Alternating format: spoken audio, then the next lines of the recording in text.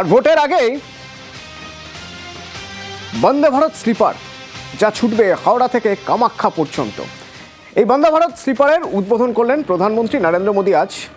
তো এই বন্দে ভারত স্লিপারের ভিতর কেমন কেমন ট্রেনের ভিতরে, সেখানে যিনি চালাচ্ছেন লোকো পাইলট তিনি কি বলছেন, ভিতরটা কেমন ভাবে সাজানো রয়েছে ঘুরে দেখলেন আমাদের সহকর্মী ইরন।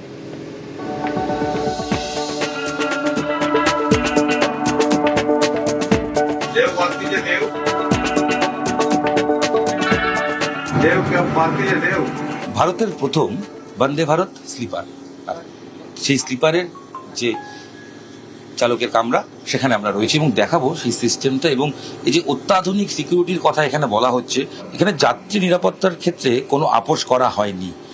এই ট্রেনে রয়েছে অত্যাধুনিক অ্যান্টি কলিশন প্রযুক্তি, সব থেকে অত্যাধুনিক আপগ্রেডেড ভার্সনের কবচ প্রক্রিয়া এই ট্রেনে রয়েছে। ট্রেনের প্রতিটি কোচে রয়েছে সেন্সর চালিত স্বয়ংক্রিয় ব্যবস্থা যা দুর্ঘটনা রুখতে সক্ষম।